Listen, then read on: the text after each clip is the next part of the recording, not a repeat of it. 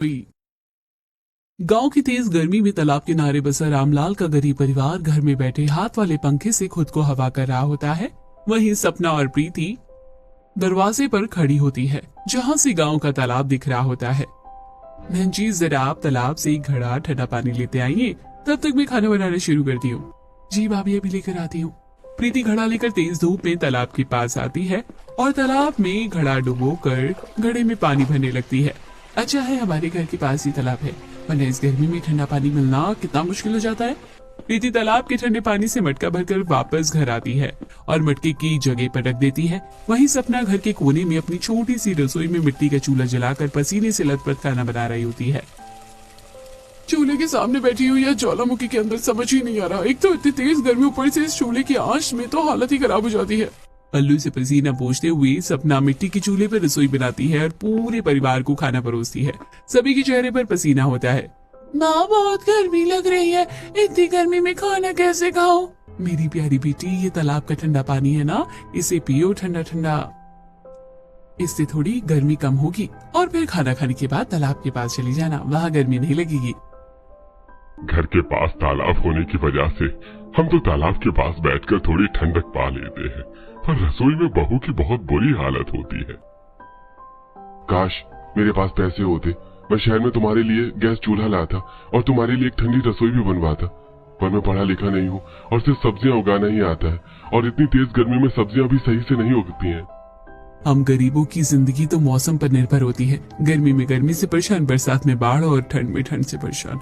और ये गर्मी तो हमारी गरीबी की साथी है। ये गर्मी हमारी गरीबी को हमसे दूर नहीं होने देती है। जब भी हम मेहनत करके अपनी गरीबी से पीछे छुड़ाना चाहते हैं, तभी गर्मी, तेज धूप, सूखा, थकान और लू लेकर चली आती है। पूरा परिवार गर्मी में खाना खाता है और अगले दिन सपना और उज्जवल डंडों के दोनों सिरों पर मटके बांधकर तालाब से पानी लाते हैं और अपनी मुरझाए हुए सूख रही सब्जियों के खेत में पानी डालते हैं। घर चलो सपना, इसका कोई फायदा नहीं है, हमारे खेत में सब्जियां नहीं उगेंगी। नहीं, हम मेहनत करेंगे, हमारे खेतों में भी सब्जियां होंगी।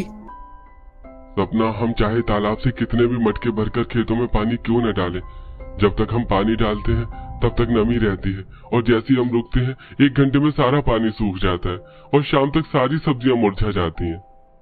बात तो आप सही कह रहे हैं, तालाब तो हमारा बहुत साथ दे रहा है, पर इतनी तेज गर्मी में मटकों से खेत को नहीं सींचा जा सकता। उज्जवल और सपना इसी तरह रोज तालाब से मटकों से पानी भरकर अपने खेत को सींचने की कोशिश करते हैं, जिससे घर की सब्जी का इंतजाम हो जाता है।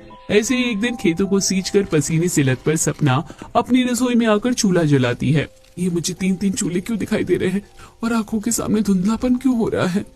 सपना को चक्कर आने लगते हैं और आंखों से धुंधलापन दिखाई देने लगता है। सपना साइड दीवार का सहारा लेकर बैठ जाती है। इस वक्त मैं चूल्हे पर खाना नहीं बना सकती, मुझे चक्कर आ रहे हैं, मैं थोड़ी देर बाद खाना बनाऊंगी। बहू, ऐसा कर, तू थोड़ी देर तालाब के पास चली जा, वहाँ तुझे थोड़ी ठंडक मिलेगी। प्रीति, अपनी भाभी को तालाब के पास लेकर जा। प्रीति सपना को लेकर तालाब के पास आती है, जहाँ गांव की औरतें पानी लेने आई होती हैं और सबकी नजर तालाब में हमेशा डूबे रहने वाले एक बड़े से पत्थर पर होती है, जो अब ऊपर दिखाई दे रहा होता है। अरे ये पत्थर तो हमेशा तालाब में डूबा रहता है, आज ये ऊपर कैसे आ गया? गर्मी की वजह से तालाब का पानी सूख रहा है, जिसकी वजह से तालाब में पानी कम होता जा रहा है और ये पत्थर ऊपर आ गया। गर्मी ने पहले ही हमारी हालत खराब कर दी थी, और अब अगर ये तालाब भी सूख गया तो हमारे पानी की जरूरतें कैसे पूरी होंगी? अगर ये तालाब सूखता है तो हमारे पास गांव के बाहर बने इकलौते कुएं के पास जाने के अलावा और कोई चारा नहीं बचेगा। हाँ, क्योंकि इस गांव में कोई सरकारी नल भी तो नहीं है और ना ही पानी की दूसरी व्यवस्था। तालाब की सूखने की चिंता में गांव वालों के दिन बीतने लगते हैं और धीरे धीरे तालाब में सिर्फ घुटने तक ही पानी बचता है, जिससे परेशान सभी गांव वाले और गांव के सरपंच तालाब के पास इकट्ठा होते हैं। हमारे गांव के काफी किसानों की जमीन गर्मी की वजह से सूखी पड़ी है, ऊपर से तालाब भी सूख गया। लगता है इस साल हमारे गांव में गर्मी से सूखे का कहर आकर रहेगा। अरे सूखा तो पड़ना ही है, पूरे गांव में इकलौता तालाब था, वो भी सूख गया और अब मिट्टी वाला भी पानी बचा है, इसे हम पी भी नहीं सकते हैं। अरे वही अब गांव के बाहर का कुआं ही है जो पूरे गांव भर की प्यास बुझाएगा। इतनी गर्मी में गांव की औरतें अपनी रसोई में तो परेशान ही थी, अब पानी की भी परेशानी शुरू हो गई। गांव की सभी औरतें मटके लेकर अपने अपने घरों से निकलती है और तेज चिलचिलाती धूप में गांव के बाहर कुएं की ओर जाने लगती है। थोड़ी देर में सभी कुएं के पास पहुंचती है। कुएं में पानी कम होता है। कुएं का भी पानी बहुत नीचे चला गया है, सिर्फ थोड़ा सा ही पानी बचा है। सभी जरूरत जितना पानी ले लो और पानी बिल्कुल भी बर्बाद मत करना। अब हमें इसी पानी से गुजारा करना है। सभी औरतें कुएं से जरूरत जितना पानी लेती हैं और अपने सिर पर मटके रखकर घर लौट आती है। वहीं सपना भी पसीने से लथपथ घर लौटती है और मटके को रखती है। हाँ, बहुत तेज गर्मी है, बर्दाश्त नहीं होती। थोड़ा पानी पीती हूँ तभी जान में जान आएगी। इतना कहकर सपना मटके से पानी निकाल कर पीती है। ये पानी तो बिल्कुल गर्म है। इतनी तेज धूप में इतनी मेहनत से पानी लेकर आई और गर्मी की वजह से ये पानी भी गर्म हो गया। इतनी मेहनत के बाद इस गर्मी ने एक गिलास ठंडा पानी भी नसीब नहीं होने दिया। पहले तो रसोई के बाद भाभी तालाब के ठंडे पानी से हाथ मुंह धो लेते थे और थोड़ा ठंडा पानी पी भी लेते थे, जिससे भाभी को राहत मिलती थी। अब तो वो और हालत खराब हो जाएगी। ऐसे ही कुछ दिन बीतते हैं। एक दिन राघव और नीचे घमौरियों से भरे शरीर के साथ घर के अंदर आते हैं। दोनों के गले और गर्दन पर घमौरियां निकली होती है। बच्चों, तुम इतनी जल्दी आ गए? अभी 15-20 मिनट पहले तो तुम खेलने गए थे। मम्मी, कैसे खेले हम? हमारे गर्दन और गले में बहुत खुजली हो रही है। बहू, बच्चों के गले और गर्दन में घमौरियां हो गई है। मम्मी, बहुत खुजली हो रही है, कुछ करो ना। तुम्हें मना करती थी ना कि मत जाओ धूप में बाहर खेलने के लिए, तुम लेकिन मानते कहाँ थे। अब धूप में खेलोगे तो घमौरियां तो होंगी ही ना। मम्मी, हम पहले ही घमौरी से परेशान है और आप हमें इतना डांट रही हो। पहले घमौरिया का कुछ करो ना, फिर डांटना। अब इस घमौरी का मैं क्या करूं? कैसे ठीक होगी ये? उज्जवल जी, बच्चों को थोड़ी देर तालाब में नहला दो, शायद ठंडक से उनकी घमौरियां खत्म हो जाए। हम लोग तो रोज तालाब में ही तो नहाते हैं। घर पर तो सिर्फ तुम, मम्मी और प्रीति ही नहाती हो, और तालाब में नहाने से घमौरी ठीक नहीं होने वाली। तालाब का पानी खुद मिट्टी से भर गया है। अब तो तालाब के पानी से नहाया भी नहीं जाता। बहू, तू प्रीति के साथ जाकर आम के बगीचे से थोड़े कच्चे आम तोड़कर ला और उन्हें उबालकर शरबत बनाकर इन्हें पिला। हफ्ते भर में घमौरियां ठीक हो जाएंगी। क्या हफ्ते भर? हमें इस घमौरी से परेशान होने पड़ेगा। राघव और निशा जोर जोर से रोने लगते हैं। सपना दोनों बच्चों को संभालती है। वहीं प्रीति आम के बगीचे से कच्चा आम लाकर सपना को देती है और सपना कच्चे आम का आम पन्ना बनाकर बच्चों को पिलाती है। ऐसे ही कुछ दिन बीतते हैं और एक दोपहर सपना अपने घर के पास सूखे तालाब को देख रही होती है। भले तालाब में सिर्फ थोड़ा ही पानी बचा है, पर अभी भी तालाब के पास चलने वाली हवा ठंडी ही है और जमीन में नमी होने की वजह से यहाँ अभी भी पहले जैसी ठंडक है। काश ऐसी ठंडक रसोई में भी होती। खैर, अभी थोड़ी देर यहीं बैठती हूँ, फिर अपनी रसोई में जाकर खाना बनाऊंगी। इतना कहकर सपना तालाब के पास उगे बड़े नीम के पेड़ की छाव में बैठ जाती है। तभी शारदा सपना के पास जाती है। बहू, तूने मसाले कहाँ रखे हैं? आटे के पीछे वाले डब्बों में सारे मसाले हैं। पर आप क्यों पूछ रही है माँ जी? बहू, तू अभी गांव के बाहर से इतनी दूर कुएं से पानी लेकर आई है, तो मैंने सोचा आज तू यहाँ आराम कर, मैं खाना बना देती हूँ। नहीं नहीं माँ जी, इतनी गर्मी में अगर आप रसोई में खाना बनाओगे तो आपकी तबीयत खराब हो जाएगी। आप रहने दीजिए, मैं बना लूंगी। नहीं बहू, पहले दिन तुझे चक्कर आने लगे थे और आज भी तू गांव के बाहर से पानी लेकर आई है। थकी होगी, मैं बनाऊंगी आज रसोई। नहीं नहीं माँ जी, यहाँ तालाब के पास काफी ठंडक है। देखिए, मेरी थकान भी दूर हो गई है, मैं चलती हूँ खाना बनाने। नहीं बहू, अगर जिस तरह तालाब के पास ठंडक है वैसी ठंडक रसोई में होती तो बात ही कुछ और होती। पर रोज रोज तुझे रसोई में परेशान होना पड़ता है। आज खाना मैं बनाऊंगी। वाह माँ जी, वाह, बातों में क्या आइडिया दिया आपने। आइडिया? मैंने क्या आइडिया दिया? तालाब की तरह ठंडी रसोई का। माँ जी, इस तालाब के अंदर मैं अपनी ठंडी रसोई बना सकती हूँ। तालाब के अंदर? पर वो कैसे बहू? वो देखिए माँ जी, तालाब के अंदर का पत्थर तालाब सूखने की वजह से ऊपर आ गया है। उस पत्थर पर मैं मिट्टी का चूल्हा बनाऊंगी और यहाँ बैठकर आराम से तालाब की ठंडक में अपनी ठंडी रसोई में खाना बनाऊंगी। बहू, बात तो तेरी सही है, चल कोशिश करके देखते हैं।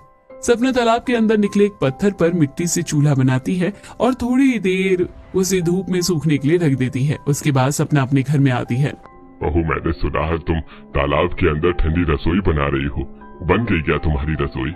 पापा जी, अभी तो चूल्हा बनाकर धूप में सूखने के लिए रख कर आई हूँ। इतनी तेज धूप है, मिनटों में चूल्हा सूख जाएगा। तब तक मैं खाना बनाने के लिए बर्तन और सामान लेने आई हूँ। इतना कहकर सपना खाना बनाने के लिए बर्तन और राशन लेकर तालाब के अंदर अपनी ठंडी रसोई में आती है और चूल्हा जलाती है। चारों तरफ तालाब का ठंडा पानी होने की वजह से तेज धूप में भी रसोई में ठंडक होती है। सपना आराम से चूल्हा जलाकर अपनी ठंडी रसोई में खाना बनाती है। वाह, आज पहली बार चूल्हे के सामने बैठकर खाना बनाने में पसीना नहीं आ रहा है। तालाब के पास चलने वाली ठंडी हवा में गर्मी भी नहीं लग रही है। ऐसी ठंडी रसोई हो तो तब तो खाना बनाने में ही मजा आ जाए। सपना अपनी ठंडी रसोई में खाना बनाती है, तभी शारदा अपनी पूरी परिवार के साथ थालियां लेकर आती है और नीम के पेड़ के नीचे बैठ जाती है। अरे आप लोग घर के बाहर थालियां लेकर क्यों आ गए? मैं खाना लेकर आ ही रही थी। क्यों भाभी, आप तालाब के अंदर ठंडी रसोई में ठंडक में खाना बनाएंगे और हम भट्टी जैसे घर में खाना खाएंगे? माँ जल्दी खाने जाए ना, बहुत भूख लगी है। हाँ सपना, जल्दी खाना परोसो। बहुत दिनों बाद बिना पसीना बहाए तुमने खाना बनाया है और हम बिना पसीना बहाए खाना खाएंगे। सपना सभी को खाना परोसी और खुद भी पेड़ की छांव और तालाब की ठंडी रसोई में पूरे परिवार के साथ बैठकर खाना खाने लगती है। वाह मम्मी, आज मजा आ गया। क्या ठंडी जगह है खाना खाने के लिए। तुम बेकार में हमें घर में खाना खिलाती थी, अब से हम रोज तालाब के पास ही बैठकर खाना खाएंगे और तुम भी तालाब के पास ही खाना बनाना, फिर तुम्हें पसीने भी नहीं आएंगे। मम्मी, जब तालाब में इतनी ठंडक हो तो आपने पहले तालाब में खाना क्यों नहीं बनाया? अब तक रसोई में क्यों बनाती थी खाना? बच्चों, पहले कभी ध्यान ही नहीं दिया कि तालाब के पास ठंडी रसोई भी हो सकती है, और जब तालाब पानी से भरा था तब शायद मैं यहाँ अपनी ठंडी रसोई बना भी नहीं पाती। गांव भर के लोग तालाब के पास आकर काम करते थे, उन्हें भी परेशानी होती और हमारी रसोई में भी पानी के छींटे आते, पर अब ऐसी कोई दिक्कत नहीं है। अरे सपना, अब तुम रोज तालाब के अंदर ठंडी रसोई में ही खाना बनाना। सपना पूरे परिवार के साथ तालाब के पास नीम के पेड़ की छांव में खाना खाती है और पूरा परिवार वहीं चटाई बिछा के लेट जाता है। ऐसे ही कुछ दिन बीतते हैं। अब सपना रोज तालाब के अंदर ठंडी रसोई में खाना बनाती है। ऐसे ही एक दोपहर तेज धूप में सपना खाना बना रही होती है, तभी उज्जवल वहाँ आता है। तालाब के अंदर ठंडी रसोई में ठंडक तो है, पर तेज धूप भी तो है। सपना, तुम्हें धूप नहीं लग रही है क्या? जी, आप यहाँ अभी तो खाना नहीं बना है, अभी खाना बनने में थोड़ा समय है। नहीं नहीं, तुम आराम से खाना बनाओ। वैसे मैं पूछ रहा था, इतनी तेज धूप है, तुम्हें धूप नहीं लग रही है क्या? बात तो आप सही कह रहे हैं, धूप तो बहुत तेज है और मेरे सर पर बहुत तेज धूप लग रही है, पर अब इसका क्या कर सकते हैं? अगर तालाब की ठंडी रसोई में ठंडक में खाना बनाना है तो थोड़ी धूप तो बर्दाश्त करनी पड़ेगी। हम गरीबों को कभी पूरा सुख नहीं मिलता है। तालाब के अंदर ठंडी रसोई मिली, फिर भी सर पर धूप लग रही है। अगर यहाँ पर सिर छुपाने जितनी भी जगह होती तो तुम्हें और आराम होता खाना बनाने में। देखिए क्या कमाल की बात है, बातों ही बातों में आपने मुझे एक और आइडिया दे दिया।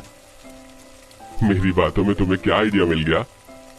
अभी आपने कहा ना सर छुपाने के लिए छोटी छत होती तो कितना अच्छा होता, तो एक छोटी छत बनाना कौन सी बड़ी बात है। मैं अपने बैठने जितनी एक छोटी सी छत तो बना ही सकती हूँ। जिस तरह हम खेत में आराम करने के लिए छत डालते हैं, ठीक वैसे ही।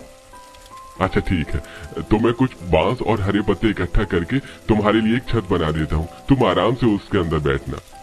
ठीक है, मैं भी आपकी मदद करती हूँ। इससे मैं छत बनाना भी सीख जाऊंगी और कभी छत टूट भी गई तो मैं दोबारा बना लूंगी। इतना कहकर सपना चूल्हे पर चावल चढ़ाकर उज्जवल के साथ बांस के पेड़ों के पास आती है। सपना और उज्जवल कुछ छोटे बांस, ढेर सारे केले के पत्ते, अपनी लंबी बेल लेकर तालाब के अंदर अपनी ठंडी रसोई में आते हैं।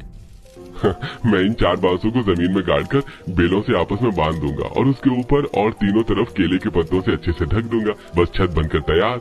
सपना और उज्जवल तालाब के अंदर ठंडी रसोई में 4 बांस जमीन में गाड़ते हैं और बांसों को लंबी बेलों से आपस में बांधकर उन पर केले के बड़े बड़े पत्तों से अच्छे से ढक देते हैं, जिसके अंदर सपना आराम से बैठकर खाना बनाती है। सही मायने में तो अब मेरी तालाब के अंदर ठंडी रसोई बनकर तैयार हो गई है। इतने दिनों तक तो मैं धूप बर्दाश्त कर लेती थी, पर अब तो धूप बर्दाश्त करने की भी जरूरत नहीं है।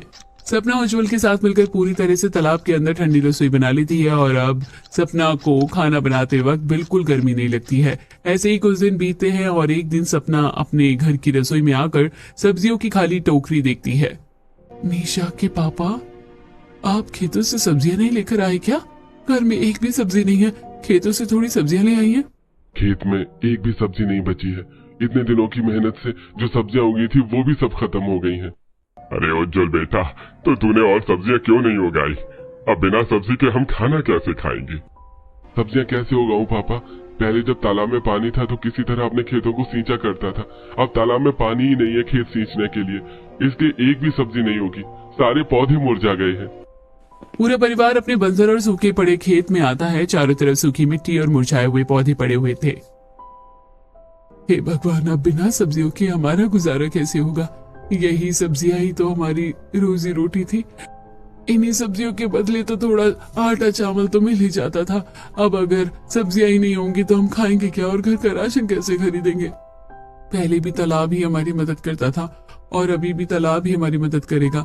हम तालाब से पानी लाकर अपने खेतों को ही नहीं सींच सकते, पर तालाब के सूखने की वजह से जो जमीन बाहर आई है वहाँ खेती तो कर सकते हैं। सपना पूरे परिवार को तालाब के पास लाती है और तालाब सूखने की वजह से बाहर आई जमीन दिखाती है। ये जमीन सालों तक पानी के अंदर थी, जिसकी वजह से वो काफी उपजाऊ है। अगर हम इसमें खेती करेंगे तो हमारी सब्जियां जरूर उगेंगी और तालाब के पास होने की वजह से सब्जियों की सिंचाई करना भी मुश्किल नहीं होगा। हाँ, ये आइडिया ठीक है। उज्जवल बेटा, तो इस जमीन की जुताई करके इसे थोड़ा नीचे कर और मैं ऐसी मेड़ बनाऊंगा कि तालाब का पानी ढलान से खुद इस जमीन तक आएगा और दूसरी तरफ से वापस भी चला जाएगा। उज्जवल तालाब की जमीन की जुताई कर एक तरफ की जमीन तालाब से नीचे करता है और रामलाल तालाब से जुताई की जमीन एक तरफ की पतली मेड़ बनाता है, जिससे पानी को जमीन तक आता रहता है और वापस भी जाता रहता है। और सपना जमीन में तरह तरह की सब्जियों के बीज बोती है। बहू, मैंने तालाब के घुटनों भर पानी से हमारी खेती के लिए चुनी गई जमीन तक ऐसी मेड़ बना दी है कि अब पानी खुद तालाब से आएगा और दोबारा तालाब में ही चला जाएगा। अब हमें अलग से सिंचाई करने की जरूरत नहीं है। अब बस कुछ ही दिनों का इंतजार है। बीज अंकुरित होते ही मैं इसमें गोबर, सड़ी गली सब्जियां और फलों का खाद डालकर डाल दूंगी और कुछ ही दिनों में हमारी सब्जियां तैयार हो जाएगी। भाभी, सब्जियां तैयार होने में 10 दिन लगेंगे, तब तक हम क्या खाएंगे? गर्मियों का सीजन है, गांव के बगीचों में काफी अच्छे आम हो गए हैं। अगर हम कच्चे आमों को दाल में डाल दे तो चावल के साथ आराम से खट्टी दाल खा सकते हैं और कच्चे आम का अचार भी बना सकते हैं। हाँ भाभी, और हम पके आमों से आमरस बनाकर उससे रोटी के साथ भी तो खा सकते हैं। ऐसे ही आज का दिन बीतता है। अगले दिन प्रीति और सपना अपने गांव के आम के बगीचों में आती है और थोड़े कच्चे और थोड़े पके आम तोड़ती है। नंजी, छोटे कच्चे आम आप भी ना माँ जी को दे देना, उनसे अच्छा अचार कोई नहीं बना सकता। और जो थोड़े बड़े कच्चे आम हैं उनसे मैं खट्टी दाल बना दूंगी। तब तक आप इन पके हुए आमों का रस निकाल दो। सपना और प्रीति कच्चे आम और पके आम तोड़कर घर आती है, जहाँ शारदा छोटे छोटे कच्चे आमों के टुकड़े करके मसाला मिलाकर उन्हें धूप में सूखने के लिए रख देती है और सपना थोड़े बड़े कच्चे आम दाल में डाल देती है और प्रीति पके आमों का रस एक बर्तन में निकालकर तालाब के अंदर सपना की ठंडी रसोई में आती है। भाभी, मैंने पके आम का रस निकाल दिया है, मुझे रोटी चाहिए, मैं खाने जा रही हूँ। रुकिए नाना जी, मेरे पास एक आइडिया है। इन पके हुए आमों के रस को मैं मिट्टी की घड़े में रखकर सूती कपड़े से लपेटकर तालाब के पानी में रख दूंगी, जिससे आम रस बिल्कुल ठंडा और खाने में और मजेदार हो जाएगा।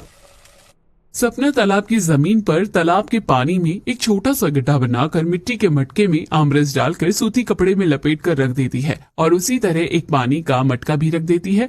ऐसी ही दोपहर होती है और पूरा परिवार खाने बैठता है। अरे वाह मम्मी, ये तो बहुत ठंडा पानी है और ये आमरस भी कितना ठंडा ठंडा है।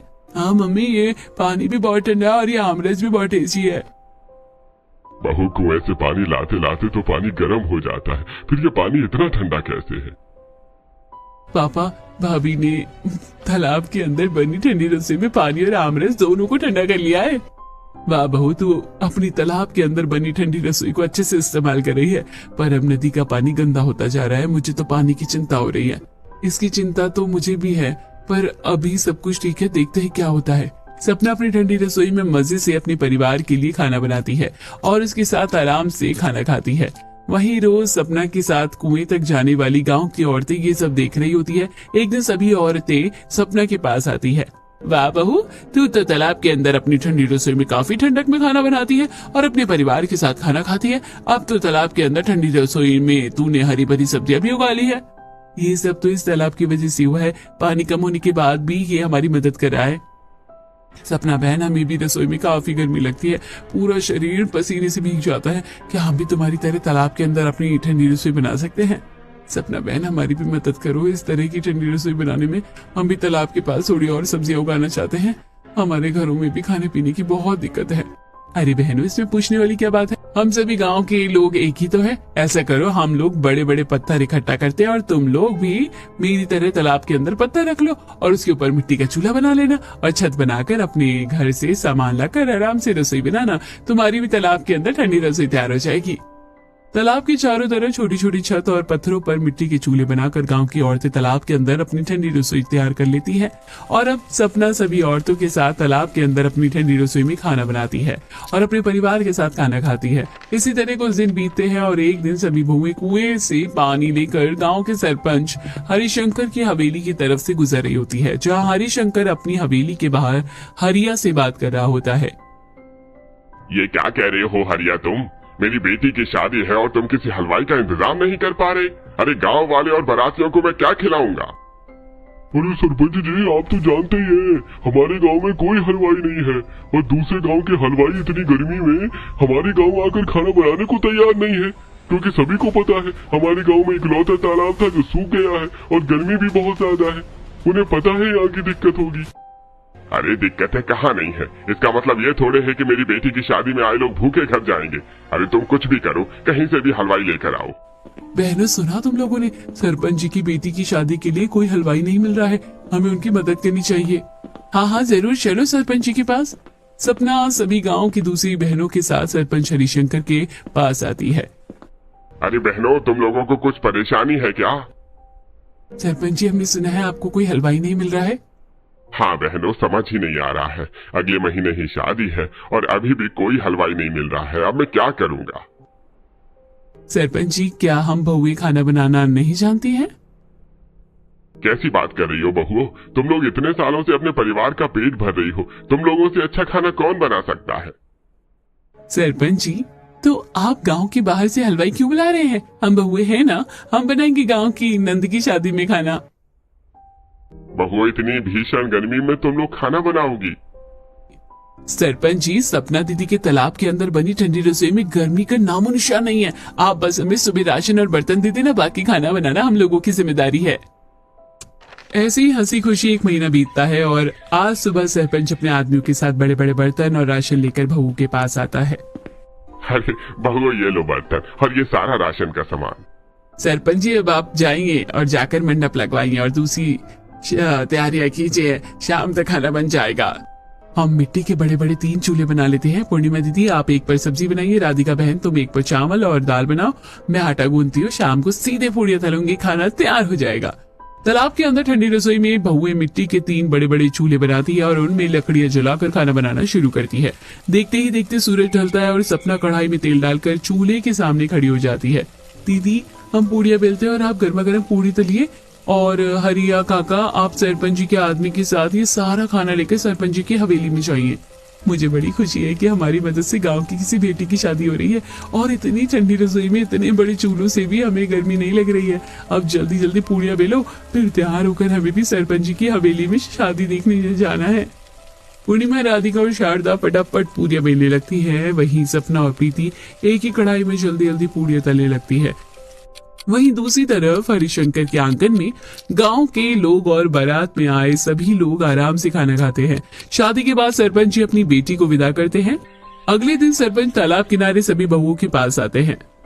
बहुत बहुत धन्यवाद सपना बहू, और तुम सभी बहुओं को भी बहुत बहुत धन्यवाद, तुमने मेरी इज्जत बचा ली। सरपंच जी, आप हमारे पिता की उम्र के हैं, आप हमें धन्यवाद करें, अच्छा नहीं लगता, ये सब तो हमारा कर्तव्य था। वैसे सच कहूँ सपना बहू, तो तुमने मेरी ही नहीं अपने पूरे परिवार और पूरे गांव की बहुओं की मदद की है। आज तुम्हारी तालाब के अंदर ठंडी रसोई बनाने की वजह से गांव की सभी बहुएं ठंडक में आराम से खाना बना पाती हैं और मेरी बेटी की शादी भी अच्छे से हो पाई। मैं बहुत खुश हूँ। तुम सदा खुश रहो, सदा सुहागन रहो। कभी भी तुम्हें कोई दिक्कत हो तो मुझे बताना। ऐसे ही कुछ दिन बीते हैं और एक दोपहर सपना गांव की बहू के साथ गांव के बाहर कुएं के पास आती है। कुआं पूरी तरह से सूख चुका था। हे भगवान, ये कुआं भी सूख गया, अब हमारा क्या होगा? हम अब पानी कैसे पिएंगे? अब तो गांव में पानी का एक ही रास्ता बचा है, हमारा तालाब। उस तालाब में तो सिर्फ घुटने तक ही पानी है और उस पानी में भी काफी मिट्टी है। तो हम क्या कर सकते हैं? कम से कम मिट्टी मिला ही सही, पर पानी तो है कुएं में, तो पानी की एक भी बूंद नहीं है। अब हमें उसी पानी को पीना होगा। हमारे पास अब कोई चारा नहीं है। ऐसा करते तालाब के पानी को थोड़ी देर बर्तन में भरकर रख देंगे, मिट्टी नीचे बैठ जाएगी, फिर सूती कपड़े से छान लेंगे और फिर उबाल कर पियेंगे। मुझे ठीक तो नहीं लग रहा, पर प्यास तो बुझानी पड़ेगी ना। सपना बहू के साथ वापस गांव लौट जाती है और अपने घर आकर कुएं की सूखने की बात घर वालों को बताती है। अरे ये गर्मी हमें क्या क्या दिन दिखाएगी। बहू, तूने जैसे बताया है वैसे ही थोड़ा पानी साफ करके रख ले, वही पिएंगे हम सब। सपना तालाब से एक मटका पानी निकालती है और उसे थोड़ी देर रख देती है। थोड़ी देर में पानी की मिट्टी मटके के तले बैठ जाती है। तब सपना पानी छानकर अपनी ठंडी रसोई में उबाल कर एक साफ मटके में भरकर रख देती है। फिर पूरा परिवार खाना खाने बैठता है। मम्मी मम्मी थोड़ा पानी दो ना, बहुत प्यास लगी है। हाँ मम्मी मुझे भी दो ना। हाँ बच्चों लो पानी। मेरा भी बिल्कुल मन नहीं है बच्चों को ये पानी पिलाने का, पर बच्चे बिना पिए रह भी तो नहीं पाएंगे। मन ना होते हुए भी सपना बच्चों को तालाब का साफ किया हुआ पानी पिलाती है और पूरे गांव को भी मजबूरी में तालाब का पानी ही पीना पड़ता है। ऐसे ही कुछ दिन बीतते हैं और एक दिन राघव और अनीशा गांव के कुछ बच्चों के साथ बड़े बड़े थर्माकोल लेकर तालाब के किनारे आते हैं। दादी बुआ पापा मम्मी देखो हम क्या लेकर आए हैं। बच्चों ये थर्माकोल क्यों लेकर आए हो तुम लोग, और तुम्हें इतने सारे थर्माकोल कहाँ मिले? गांव के बाहर जहाँ कचरा फेंका है ना, हमारी गेंद वहां चली गई थी। हम गेंद लेने वहां गए तो हमें ये थर्माकोल मिले तो हम इन्हें लेकर आ गए। बच्चों अब तुम कचरे से भी चीजें उठाने लगे हो, क्या जरूरत है तुम्हें कचरे से थर्माकोल लेकर आने की? क्या करोगे इनका? मम्मी डांट क्यों रहे हो, पहले हमारी बात तो सुनो। अरे बहू तू बच्चों से इतना प्यार करती है, फिर बात बात पर उन्हें डांट कर डरा क्यों देती है? पहले सुन तो बच्चे थर्माकोल क्यों लेकर आए हैं? कचरे के पास थोड़ा पानी इकट्ठा था जिसमें छोटे छोटे थर्माकोल तैर रहे थे, इसलिए हम ये बड़े थर्माकोल लेकर आए। अगर ये भी पानी में तैरेंगे तो हम इस पर बैठकर खेलेंगे। अरे बच्चों थर्माकोल पानी में तैरते हैं और ये थर्माकोल काफी बड़े हैं, इसलिए तुम बैठकर आराम से खेल भी सकते हो, पर ध्यान रखना थर्माकोल से पलटकर तालाब में गिर मत जाना। अगर बच्चे तालाब में गिर भी जाते हैं तो वो डूबेंगे नहीं, क्योंकि बच्चों के घुटनों तक पानी है और पानी की वजह से उन्हें चोट भी नहीं लगेगी। खेलने दीजिए इन्हें आराम से। राघव और निशा गांव के बच्चों के साथ थर्माकोल पर बैठकर तालाब के थोड़े से पानी में मस्ती करने लगते हैं। याहू मैं जा रही हूँ खजाने की खोज करने, और मैं जा रहा हूँ पानी की गहराई में खजाना ढूंढने। बच्चे तालाब में खेल रहे होते हैं, वहीं दूसरी तरफ सपना तालाब की जमीन में उगाई सब्जियों के पास आती है, जहाँ हरी भरी और तरह तरह की सब्जियां उगी होती हैं। गर्मी में ज्यादा मसालेदार खाना सही बात नहीं है और पानी भी नहीं है, इसलिए आलू और टमाटर की सब्जी बना देती हूँ। सपना आलू और टमाटर लेकर अपने तालाब के अंदर ठंडी रसोई में चूल्हा जलाकर खाना बनाने बैठ जाती है। वहीं गांव की दूसरी बहुएं भी चूल्हा जलाकर खाना बना रही होती है। तभी चूल्हों से उठ रहे धुएं पर आसमान में अपने हेलीकॉप्टर में बैठे राज्य के मुख्यमंत्री लालू यादव की नजर पड़ती है। पायलट मैप में तो इस जगह पर तालाब दिखा रहा है ना? जी सर। पायलट मुझे दूरबीन देना। राज्य के मुख्यमंत्री अपने हेलीकॉप्टर में बैठे बैठे दूरबीन लगाकर नीचे बहू को तालाब के अंदर ठंडी रसोई में खाना बनाते हुए देख लेते हैं। अरे ये कौन सा गांव है? मुझे तो इस गांव के बारे में कुछ पता नहीं था, और इस गांव की औरतें तालाब के पास खाना क्यों बना रही हैं? पायलट हेलीकॉप्टर नीचे लेकर चलो और ध्यान रखना किसी को चोट न लगे। पायलट धीरे धीरे हेलीकॉप्टर नीचे लेकर आता है, जिससे सभी बहू के चूल्हे बुझ जाते हैं और बच्चे डरकर तालाब के बाहर भाग जाते हैं। पायलट थोड़ी दूर पर हेलीकॉप्टर उतारता है और राज्य के मुख्यमंत्री अपनी सिक्योरिटी के साथ बहू के पास आते हैं। कौन है आप? हमें डरा दिया आपने। अरे बच्चों डरो मत, मैं राज्य के मुख्यमंत्री लालू यादव हूँ। मैं इन बहुओं से बात करने आया हूँ। आप लोगों ने तालाब के पास अपनी रसोई क्यों बनाई है? आप लोगों की इस नासमझी की वजह से ये तालाब सूख गया है। मुख्यमंत्री जी, एकमात्र ये तालाब ही पूरे गांव की पानी की जरूरतें पूरी करता है। हम इसे क्यों सुखाएंगे? ये तालाब तो गर्मी की वजह से सूख गया और गर्मी से राहत पाने के लिए हमने तालाब के अंदर अपनी ठंडी रसोई बनाई। क्या हमारी राज्य की औरतों को इतनी परेशानी हो रही है और मुझे पता तक नहीं है? और अगर ये तालाब ही पूरे गांव की पानी की जरूरत पूरी करता था तो अब आप लोग अपनी प्यास कैसे बुझाते हैं? मुख्यमंत्री के सवाल पूछते ही राघव और निशा को उल्टियां होना शुरू हो जाती है। अरे बच्चों क्या हुआ तुम्हें? पायलट इन बच्चों को तुरंत अस्पताल लेकर जाओ। पायलट उज्जवल के साथ बच्चों को तुरंत हेलीकॉप्टर में बिठाता है और अस्पताल रवाना हो जाता है। थोड़ी देर में लालू यादव को बच्चों की उल्टियों की वजह पता चलती है। आपके बच्चों को डायरिया हुआ है, आप लोग कैसा पानी पीते हैं? हम इसी तालाब के पानी को किसी तरह साफ करके पीते थे। क्या इस तालाब का पानी? अरे मुझे माफ कीजिएगा, मैंने पहले कभी इस गांव पर ध्यान नहीं दिया, पर इस गांव में मैं डैम बनाऊंगा और इस डैम को उस तालाबों से भी जोड़ूंगा। उस डैम से आप लोग अपने खेतों में भी सींचिएगा और पानी की टंकियां लगवाऊंगा, जिससे दिन में 3 बार पीने का पानी मिलेगा। और औरतों और आप लोगों को फ्री गैस कनेक्शन देने का वादा करता हूँ। अब गर्मी में आप लोगों को चूल्हे के सामने जलना नहीं पड़ेगा। महीने भर में ही मुख्यमंत्री गांव में डैम बनवाते हैं, जिससे किसानों की जमीनें दोबारा लहराने लगती है। वहीं पूरी गांव में जगह जगह सरकारी नल लगवाए जाते हैं, जिनमें पीने का शुद्ध पानी आता है और गांव के सभी घरों में फ्री गैस कनेक्शन भी दिए जाते हैं। और डैम की वजह से गांव का एकमात्र तालाब दोबारा पानी से भर जाता है और अब गाँव की किसी भी बहू को गर्मी में रसोई में खाना बनाने में परेशानी नहीं होती।